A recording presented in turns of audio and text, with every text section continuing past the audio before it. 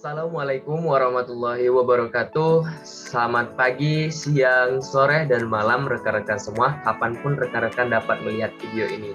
Shalom, Om Swastiastu, Namo Buddhaya, Salam Kebajikan. Sebelumnya, terima kasih kami ucapkan kepada Ibu Sinta selaku dosen pengajar pada mata kuliah Kesekretariatan dan juga Ibu Ati sebagai dosen laboran atau praktikum pada mata kuliah Kesekretariatan.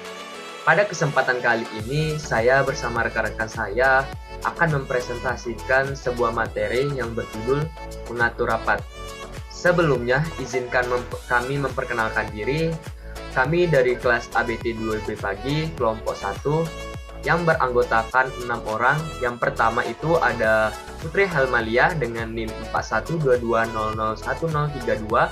Kemudian ada Zarwanda Asparina dengan NIM 4122001038. Kemudian ada Vicky Muhammad Rasefi dengan NIM 4122001043.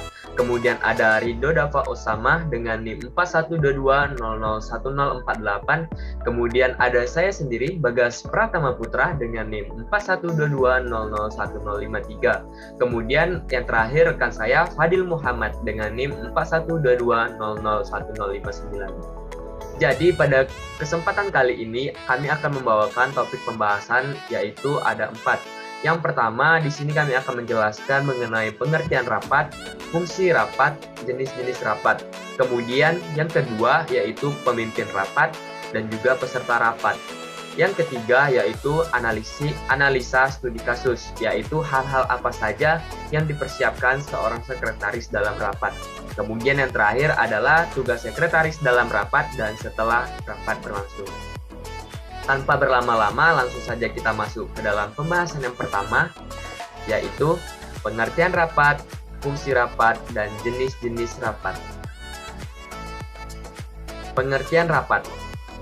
Tumbuhnya perusahaan yang semakin pesat, semakin dirasakan kebutuhan sekretaris yang cakap. Selain melakukan tugas-tugas rutin, seorang sekretaris dituntut mampu melaksanakan pekerjaan yang membutuhkan kreativitas. Organisasi merupakan suatu wadah berkumpulan sekelompok orang yang bekerja sama untuk mencapai tujuan yang telah ditentukan. Berbicara mengenai rapat, rapat adalah salah satu bentuk komunikasi yang dihadiri oleh beberapa orang untuk membicarakan dan memecahkan permasalahan yang ada untuk memperoleh hasil yang telah disepakati bersama. Dengan adanya rapat, berbagai persoalan dapat dipecahkan. Sarana penyampaian informasi tentang perusahaan sebagai alat koordinasi dan masih banyak kelebihan dari rapat. Oleh karena itu, rapat merupakan salah satu kegiatan yang vital dalam suatu perusahaan dan memerlukan kesiapan yang baik pula. Mengapa rapat penting? Ada beberapa hal yang menunjukkan bahwa rapat penting. Yang pertama adalah dapat membangkitkan rasa kebersamaan. Tentunya dengan adanya rapat, pekerjaan dalam organisasi semuanya itu dapat bekerja secara kelompok. Jika salah satu tidak berfungsi secara baik, maka yang lain pun juga tidak berfungsi. Oleh karena itu diperlukannya kerjasama dalam suatu organisasi. Dengan adanya rapat dapat membangkitkan rasa kebersamaan antara satu dan yang lain. Kemudian dapat menumbuhkan minat dan semangat. Rapat dapat menjadi arena untuk memberikan semangat dan minat baru terhadap pekerjaan. Di sini peserta rapat dapat meluangkan apa saja yang ingin menjadi ide ataupun keinginannya untuk kebaikan perusahaan ke depannya. Kemudian dapat memberikan tempat untuk mengutarakan isi hati ataupun pendapat dan berbagi pengalaman. Tentunya dengan adanya rapat, setiap orang dalam perusahaan ingin menyampaikan apa yang menjadi persoalan pribadi yang timbul baik dalam diri maupun dalam perusahaan maupun dalam pekerjaan. Maka dari itu dengan adanya rapat, kadangkala terdapat persoalan pribadi yang timbul dan perlu juga dibahas. Misalnya, seseorang yang merasa diperlukan, kurang adil dalam hal lain ataupun sebagainya. Sehingga dengan adanya rapat dapat dilakukannya sebuah musyawarah ataupun hal yang ingin dibahas untuk dapat menyelesaikan permasalahan. Kemudian rapat juga akan lebih menjamin kesuksesan dan kepuasan kerja. Mengapa? Karena keputusan dalam rapat biasanya bernilai bersama apa yang menjadi ide ataupun pokok pemikiran antara satu dan lain itu dikumpulkan menjadi satu. Sehingga besar ataupun gagalnya dalam sebuah pekerjaan akan menjadi tanggung jawab bersama. Oleh karena itu, rapat penting dilakukan agar dapat berkoordinasi satu sama lain dalam sebuah perusahaan. Kemudian, fungsi dan tujuan rapat. Seperti halnya dalam sebuah kegiatan, tentunya memiliki tujuan dan fungsi setiap masing-masing kegiatan yang kita lakukan. Sama halnya dengan rapat. Dengan diadakannya rapat, tentunya kita di sini berdiskusi, menyampaikan pendapat untuk mencapai tujuan bersama. Namun di sini saya akan menjelaskan beberapa fungsi dan juga tujuan dari rapat. Yang pertama itu adalah forum diskusi untuk memecahkan masalah. Dalam rapat sangat diperlukannya keaktifan dari setiap peserta rapat agar tidak minim pendapat. Oleh karena itu, pendapat pro dan kontra dari peserta rapat adalah hal yang wajar agar rapat dapat berlangsung sesuai dengan tujuan dan apa yang ingin menjadi keinginan bersama dapat tercapai atau terpenuhi. Kemudian yaitu ada sarana bernegosiasi. Sarana bernegosiasi di sini diartikan sebagai misalnya contohnya perusahaan akan melakukan kerjasama dengan perusahaan lain. Tentunya harus diadakan pertemuan. Nah, dalam hal ini pertemuan tersebut harus diadakannya proses tawar-menawar dengan perusahaan tersebut hingga kedua belah pihak sepakat dan tidak ada yang dirugikan satu dan dengan yang lain. Kemudian sebagai forum silaturahmi. Nah, di sini rapat merupakan salah satu forum silaturahmi. Peserta biasanya tidak bertemu, namun dalam rapat rekan-rekan satu kerja dalam sebuah perusahaan dapat bertemu satu sama yang lain. Makanya dikatakan sebagai forum silaturahmi. Kemudian ada sarana berkonsultasi. Di sini maksudnya adalah rapat dapat juga diartikan sebagai sarana konsultasi. Karena dalam rapat antara pemimpin dan peserta diharapkan untuk mempunyai rasa kekeluargaan. Apabila rasa kekeluargaan itu ada dalam sebuah perusahaan, maka akan menjadi mudah proses koordinasi antara karyawan satu dan karyawan yang lain. Sehingga apabila ada yang bermasalah dapat berkonsultasi dengan yang lain dan juga saling memberikan masukan antara satu yang lain. Mungkin itu saja penjelasan dari saya, akan dilanjutkan oleh rekan saya. Kepada rekan saya, dipersilahkan. Baik, Assalamualaikum warahmatullahi wabarakatuh. Perkenalkan, nama saya Vicky Muhammad Rasevi dengan NIM 4122001043. Nah, di sini saya akan melanjutkan presentasi dari teman saya sebelumnya. Nah, di sini saya akan menjelaskan mengenai jenis-jenis rapat. Jenis-jenis rapat terbagi menjadi 6, yaitu konferensi, kongres, seminar, simposium, diskusi, dan wawancara. Nah, konferensi adalah rapat untuk bertukar pendapat, berunding tentang suatu perusahaan yang dihadapi secara bersama dan musyawarah. Nah, yang kedua itu ada rapat kongres. Rapat kongres adalah pertemuan besar para wakil organisasi atau pihak-pihak yang memiliki kemampuan atau kepentingan untuk mendiskusikan dan mengambil keputusan. Nah, yang ketiga itu ada seminar. Seminar adalah sebuah pertemuan khusus yang memiliki teknis dan akademis yang tujuannya untuk melakukan studi menyeluruh tentang suatu topik tertentu dengan memerlukan interaksi di antara semua peserta. Yang keempat itu ada simposium. Simposium merupakan pertemuan terbuka dengan beberapa pembicara yang menyampaikan ceramah pendek mengenai aspek yang berbeda tetapi saling berkaitan. Yang kelima itu ada diskusi. Diskusi adalah suatu proses bertukar pikiran, pendapat, informasi, atau unsur-unsur pengalaman secara teratur dengan maksud untuk mendapatkan informasi yang lebih jelas, lebih teliti tentang suatu yang mempersiapkan dan merampungkan kesimpulan pernyataan keputusan. Dan yang terakhir itu ada wawancara. Wawancara adalah tanya jawab antar individu yang fungsinya untuk memperoleh suatu informasi atas objek atau sesuatu yang ditanyakan. Nah, setelah ini yaitu ada jenis-jenis rapat dilihat dari bentuknya. Nah, jenis-jenis rapat dilihat dari bentuknya terbagi menjadi 4, berdasarkan tujuan, berdasarkan sifatnya, berdasarkan jangka waktu, dan berdasarkan frekuensi. Nah, berdasarkan tujuan itu terbagi menjadi 3, rapat penjelasan, pemecahan masalah, dan rapat perundingan. Nah, rapat penjelasan adalah rapat yang bertujuan untuk memberikan arahan atau kepada orang yang hadir dalam rapat tentang rapat ini yang membahas kebijakan yang diambil oleh pimpinan organisasi. Yang kedua itu ada rapat pemecahan masalah. Rapat pemecahan masalah yaitu rapat yang diadakan dengan tujuan untuk mencari suatu permasalahan yang sedang dihadapi dan diselesaikan atau dicari jalan keluarnya. Yang ketiga itu ada rapat perundingan, yaitu rapat dengan tujuan menghindari suatu perselisihan dan mencari solusi antara kedua belah pihak agar salah satu pihak tidak dirugikan. Nah, setelah itu ada berdasarkan sifatnya. Berdasarkan sifatnya terbagi menjadi 4, rapat formal, informal, terbuka, dan tertutup. Nah, rapat informal. Rapat informal adalah rapat resmi yang diselenggarakan dengan suatu perusahaan atau perencanaan terlebih dahulu. Rapat ini dikhususkan untuk membahas sesuatu yang penting, yang biasanya peserta rapat ini mendapatkan undangan rapat. Nah, yang kedua itu ada rapat informal. Rapat informal atau tidak resmi yaitu rapat yang tidak berdasarkan suatu perencanaan atau biasanya diadakan secara kebetulan. Rapat ini biasanya terjadi kapan saja dan di mana saja. Nah, yang ketiga itu adalah rapat terbuka. Rapat terbuka yaitu rapat yang mewajibkan seluruh anggotanya hadir untuk datang. Materi yang dibahas pun materi yang bulan bersifat rahasia.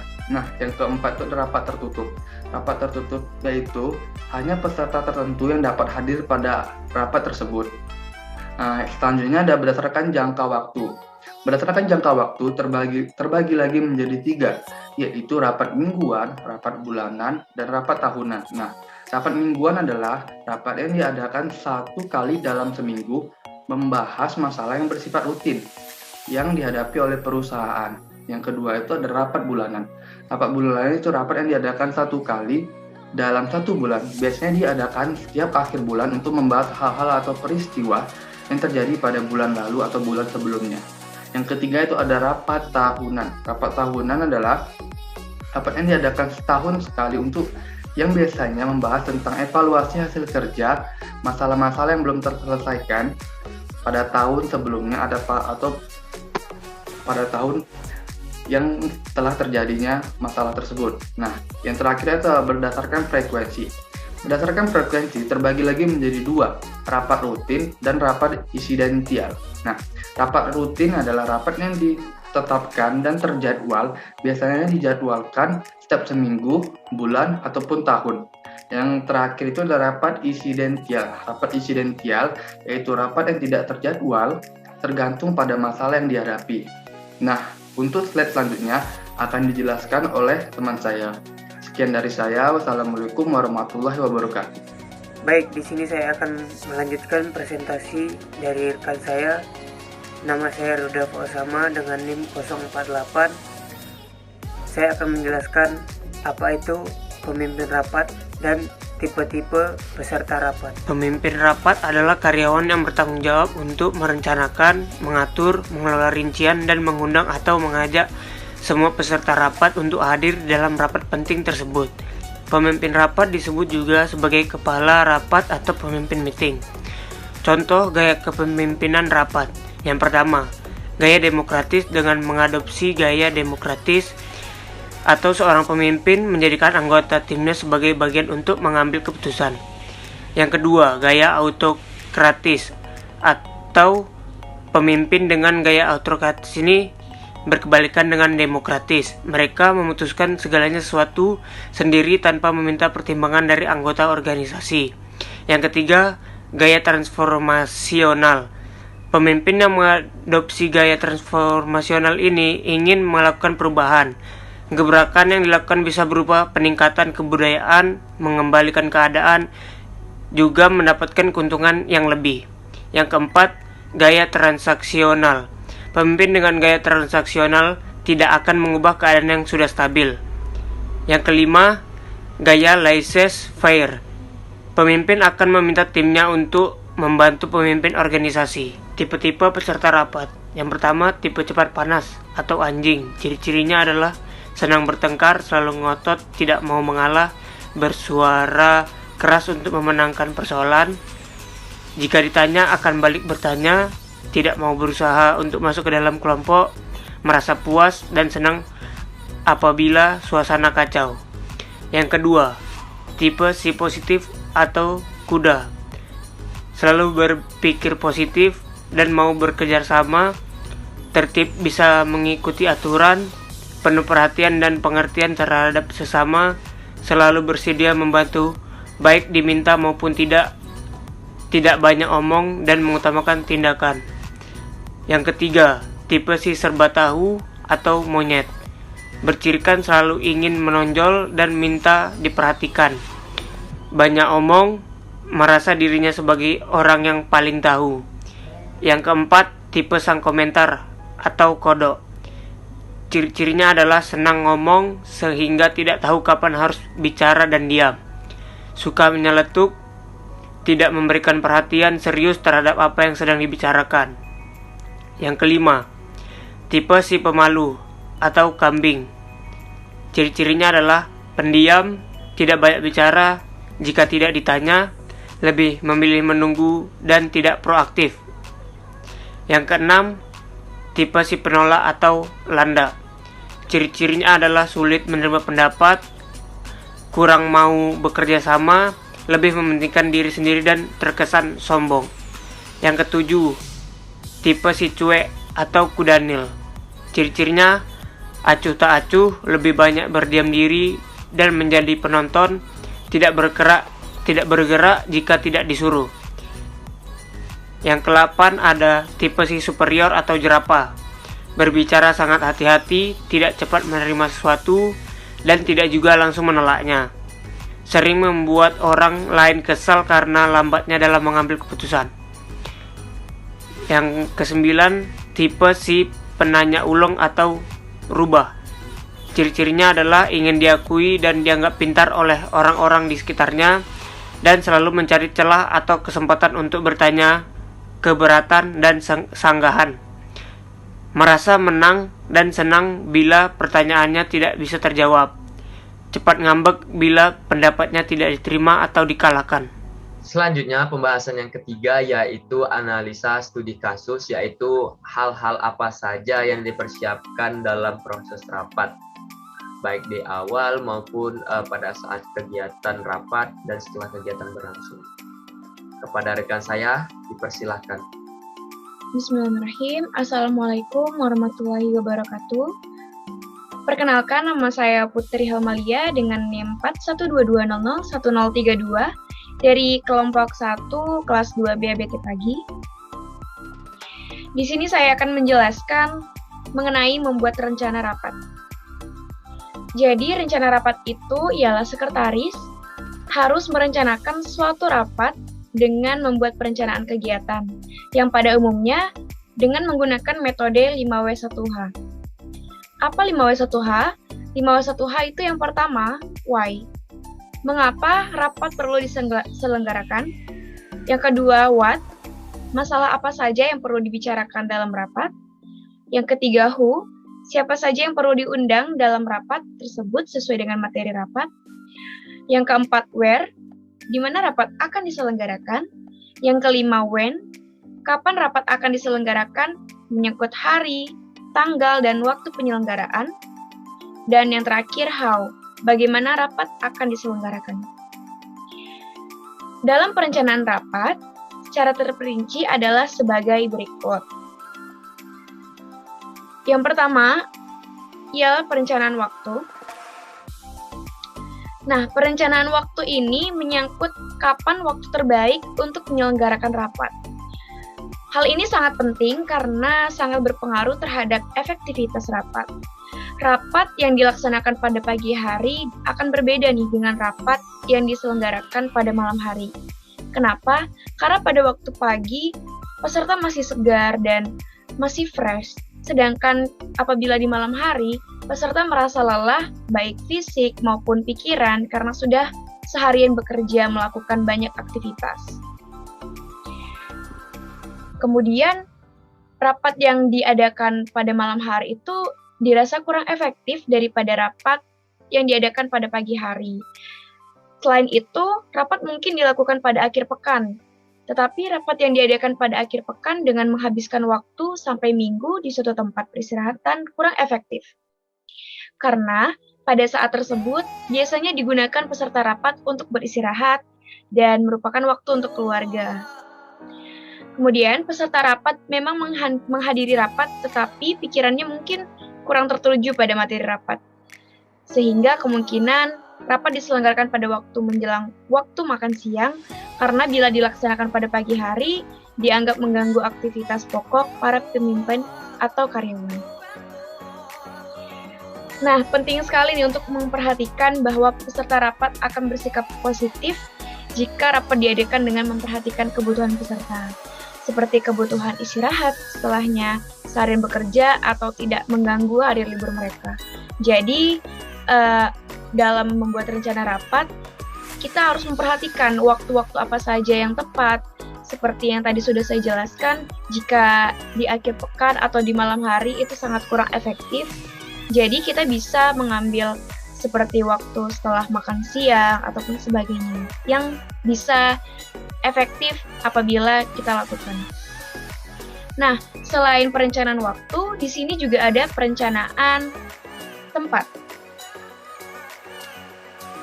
Jadi kita sebagai sekretaris harus memperhatikan apakah rapat akan dilaksanakan di kantor atau di luar kantor. Nah, jika dilaksanakan di luar kantor, harus menghubungi nih pengelola tempat rapat yang akan dijadikan tempat rapat. Jadi sekretaris harus menghubungi pengelola tempat yang akan digunakan untuk rapat agar kita dapat berpesan supaya tempat rapat itu dapat kita gunakan di saat waktu yang sudah kita tentukan. Kemudian untuk memperhatikan tempat rapat, ada hal-hal nih yang dapat diperhatikan dalam mengatur ruang tempat rapat. Nah, yang pertama itu ada cahaya penerangan. Nah, jadi cahaya penerangan itu sangat penting ya, karena cahaya dalam ruang yang rapat itu harus diperlukan.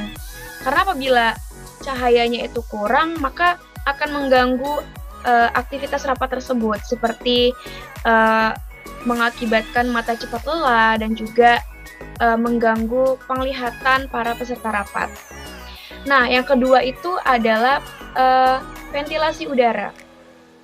Nah, ventilasi udara itu sangat penting juga karena apabila di ruangannya tidak ber-AC, maka kita harus memperhatikan ventilasinya itu agar peserta rapat tidak merasa cepat gerah dan tidak memperburuk mood para peserta rapat. Nah, yang ketiga ada pengaturan tempat duduk. Nah, pengaturan tempat duduk itu perlu kita perhatikan untuk menyelenggarakan rapat. Nah, kita juga bisa memperhatikan tempat duduk, misalnya untuk pemimpin rapat dan juga untuk notulis. Nah, pada umumnya, notulis itu duduk bersebelahan dengan pemimpin rapat, karena apabila ada yang perlu ditanyakan, bisa ditanyakan langsung kepada pemimpin. Nah, kemudian mempersiapkan penempatan peralatan. Nah, jadi kenapa harus ada penempatan peralatan agar menunjang kelancaran rapat yang diletakkan di tempat yang tidak mengganggu jalannya rapat. Jadi misalnya ada peserta rapat yang membawa peralatan. Nah, itu kita harus menyediakan tempat untuk peralatan tersebut agar tidak mengganggu pandangan peserta dan tidak juga mengganggu jalannya rapat tersebut. Kemudian selanjutnya adalah persiapan akomodasi. Nah, kadang suatu rapat itu berlangsung selama beberapa hari ya. Jadi sekretaris harus mempersiapkan akomodasi atau penginapan yang nyaman dan aman, serta sesuai dengan kedudukan atau jabatan peserta rapat. Nah, untuk akomodasi ini dapat ditempatkan di hotel, di asrama, dan lain-lain, lengkap dengan pelayanan makanan dan cuci. Selain itu, perlu dipikirkan juga apakah perlu disiapkan transportasi atau tidak untuk peserta rapat. Baik, selanjutnya saya akan melanjutkan presentasi dari rekan saya. Pada kesempatan kali ini saya akan menjelaskan mengenai menyiapkan perangkat administrasi penyelenggaraan rapat. Yang pertama yaitu agenda. Agenda haruslah disusun sebelum rapat dimulai. Agenda ini merupakan salah satu bahan penting untuk pelaksanaan rapat, karena agenda merupakan suatu hal dasar dalam pelaksanaan rapat. Agenda juga berguna sebagai acuan dalam pelaksanaan rapat. Yang kedua yaitu undangan rapat. Undangan rapat sebaiknya dikirim ke peserta rapat 3-7 hari sebelum pelaksanaan rapat. Hal ini agar meminimalisir peserta rapat yang tidak hadir. Yang ketiga yaitu daftar hadir. Daftar hadir biasanya diletakkan di meja awal ruangan rapat. Daftar hadir ini berguna untuk mencatat jumlah peserta hadir secara aktual. Yang keempat yaitu perlengkapan rapat. Perlengkapan rapat sebaiknya sudah siap sebelum rapat dilaksanakan. Hal ini berguna agar rapat berjalan secara lancar. Dan yang terakhir yaitu bahan rapat. Bahan rapat haruslah disiapkan sebelum rapat dimulai, agar rapat terjalin secara efektif dan efisien. Selanjutnya yaitu mempersiapkan konsumsi. Konsumsi disajikan di meja rapat sebelum rapat dimulai. Hal ini agar dapat menghemat waktu, sehingga setelah rapat selesai, peserta rapat dapat menyantap konsumsi tanpa perlu menunggunya lagi. Dan konsumsi sebaiknya disajikan di ruangan terpisah, agar ruangan rapat dapat steril hanya untuk fokus pada rapat saja, dan tidak mengganggu hal-hal yang tidak diinginkan. Selanjutnya yaitu keperluan kecil yang harus diperhatikan saat rapat. Yang pertama yaitu meja penerima tamu. Meja penerima tamu haruslah sudah tersedia sebelum rapat dilaksanakan. Yang kedua yaitu tempat penitipan barang peserta rapat. Tempat penitipan barang peserta rapat ini sangat berfungsi dan bermanfaat bagi peserta rapat, karena peserta rapat biasanya membawa barang-barang yang seharusnya diletakkan di ruangan rapat. Hal ini juga agar membuat peserta rapat dapat konsentrasi tanpa memikirkan peralatan yang dibawanya. Yang ketiga yaitu nama-nama peserta yang diletakkan di meja. Nama-nama peserta ini sebaiknya disiapkan sebelum pelaksanaan rapat dimulai, agar para peserta rapat dapat menempati tempat yang telah disediakan, sehingga tidak terjadi kekacauan maupun ketidakefektifan pelaksanaan rapat. Yang keempat yaitu permen untuk menghilangkan kantuk. Permen untuk menghilangkan kantuk ini juga biasanya berfungsi dan bermanfaat bagi peserta rapat, agar peserta rapat dapat lebih fokus jika pelaksanaan rapat berlangsung dalam jangka waktu yang cukup lama. Dan yang terakhir yaitu memperhatikan kemungkinan ada barang milik peserta rapat yang tertinggal. Oleh karena itu, panitia harus siap siaga maupun setelah rapat selesai mengecek kembali ruangan rapat. Apakah ruangan rapat tersebut terdapat barang peserta rapat yang tertinggal? Jika ada, maka dapat dikonfirmasi kepada peserta rapat tersebut. Baik, sekian dari saya. Terima kasih. Baiklah, saya akan melanjutkan presentasi dari rekan saya. Sebelumnya, perkenalkan nama saya Zarwanda Aswarina dengan NIM 41220010338. Di sini saya akan membahas pembahasan keempat, yaitu tugas sekretaris dalam rapat dan setelah rapat berlangsung.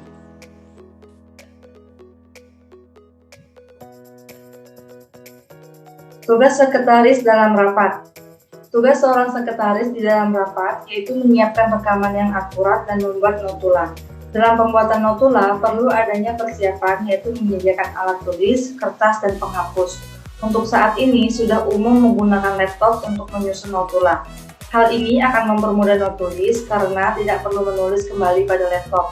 Menyediakan kaset rekaman atau menggunakan handphone apabila ada pembicaraan yang tidak dapat tertulis, dan menyediakan buku-buku referensi yang menunjang materi pada saat rapat berlangsung. Nah, dalam pembuatan notula rapat, sekretaris ini harus mengetahui tema rapat dan pandai mengolah pendapat dari para peserta menjadi kesimpulan. Sekretaris juga harus berkonsentrasi pada pembicaraan yang sedang berlangsung, sehingga tidak akan melewati hal-hal yang penting. Sekretaris juga cepat mengetahui nama-nama peserta rapat yang hadir dan berani bertanya apabila ada yang kurang jelas. Sekretaris harus pandai dan jelas dalam pemilihan kata-kata serta bahasa yang logis dan berhati-hati dalam menyimpan notula. Selanjutnya, tugas sekretaris setelah rapat berlangsung. Nah, yang pertama, sekretaris melengkapi notula yang dirasa masih terdapat kekurangan. Hasil rekaman yang direkam pada saat rapat boleh diputar untuk menyelesaikan notula. Yang kedua, notula dimintakan persetujuan kepada pemimpin rapat. Yang ketiga, menggandakan notula untuk dibagikan ke peserta yang hadir maupun yang tidak dapat menghadiri rapat. Yang keempat, menyimpan notula. Yang kelima, mengirimkan notula kepada yang berhak untuk mengetahuinya atau pihak-pihak yang berkepentingan. Nah, mengirimkan notula ini bisa melalui via email atau voicemail. Kurang lebihnya, saya mohon maaf. Sekian pembahasan dari saya. Terima kasih. Oke, terima kasih kepada rekan-rekan saya. Kemudian di sini saya akan menjelaskan kembali kesimpulan dari hasil topik yang kami bahas, yaitu mengenai mengatur rapat. Pengetahuan seorang sekretaris mengenai hal-hal yang berkaitan dengan peran sekretaris dalam mengelola rapat sangat penting. Tugas-tugas sekretaris yang perlu diperhatikan sehubungan dengan pengelolaan rapat diantaranya yaitu persiapan administrasi, menyediakan konsumsi, persiapan ruangan, membuat notula, dan pendistribusian laporan. Semua hal tersebut harus benar-benar dipersiapkan. Jika rapat tidak dipersiapkan dengan baik, maka akan menimbulkan permasalahan. Di sini artinya adalah berdasarkan hasil yang telah kami jelaskan di awal mengenai rapat, fungsi rapat, tujuan rapat, jenis-jenis rapat, dan juga analisa studi kasus dan juga tugas sekretaris dapat disimpulkan yang pertama yaitu rapat merupakan suatu bentuk proses berpikir bersama, menyelenggarakan suatu pertemuan untuk membicarakan suatu masalah yang menyangkut kepentingan bersama. Kemudian persiapan dilakukan oleh sekretaris yaitu yang pertama membuat rencana rapat, mempersiapkan perangkat administrasi penyelenggara rapat, serta mempersiapkan konsumsi dan juga keperluan-keperluan kecil yang dianggap penting ketika rapat berlangsung. Perencanaan rapat meliputi perencanaan waktu dan perencanaan tempat, sedangkan untuk mempersiapkan perangkat administrasi penyelenggaraan rapat adalah agenda rapat, undangan rapat, daftar hadir, perlengkapan rapat, serta bahan kerja. Kemudian dalam rapat, sekretaris juga mempunyai tugas-tugas yang harus dikerjakan.